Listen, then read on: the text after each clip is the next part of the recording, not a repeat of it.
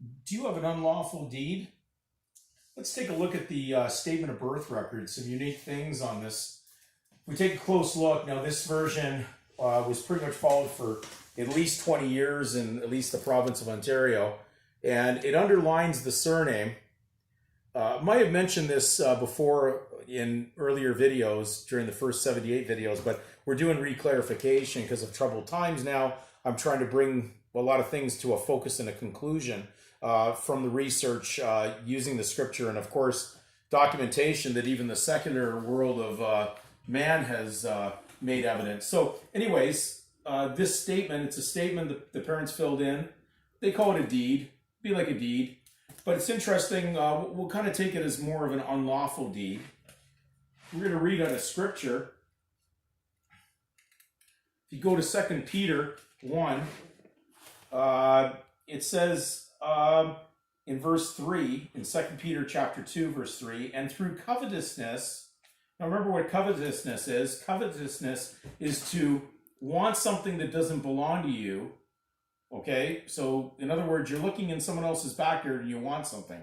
And that's why you're requesting and applying for it, because it's not yours. If it was yours, you wouldn't be applying.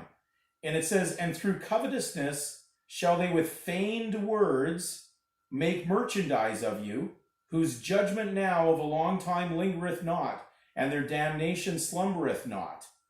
Interesting, it used the word feigned words. If you look under fictio, in which a fiction is, a fiction of law, a surname, a title, a man-made title, you will find in brackets beside fictio in the law books of man, Black's Law, 10th, will have in brackets to feign.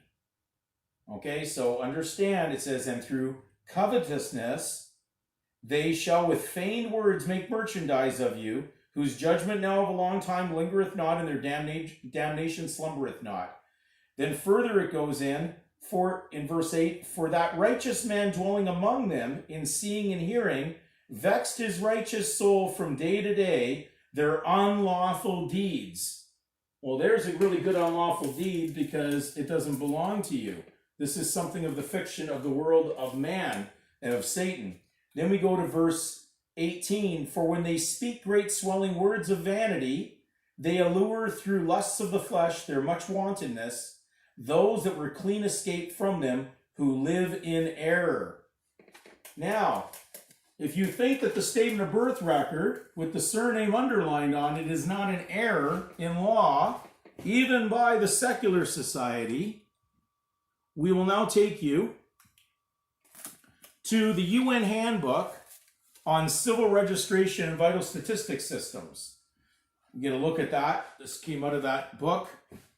So I've highlighted it, what I'm going to read, so hopefully that's in focus. So if people want to know that it really did come out of it, that's the actual printout.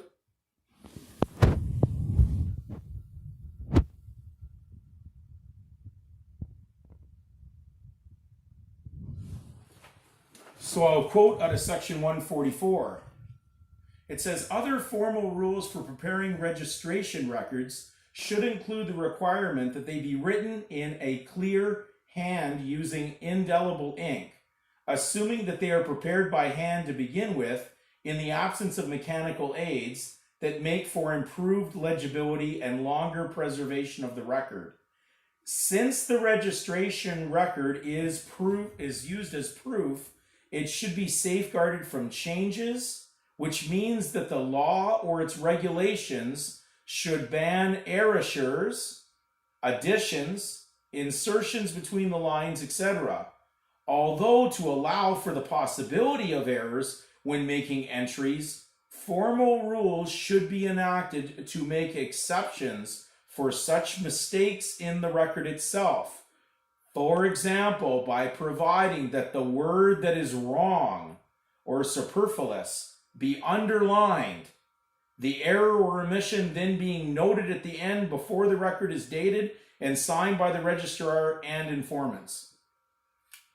Now, clearly, we can see that this is the record they're talking about that was filled in by the parents, and it is clearly underlining something that's superfluous or an error or mistake. They're telling you That's a mistake. They didn't hide it. And if you act on that mistake and assume the position of this name, you assume all the duties, debts, and liabilities that are associated with the meaning of a surname, which means a debtor, a debtor.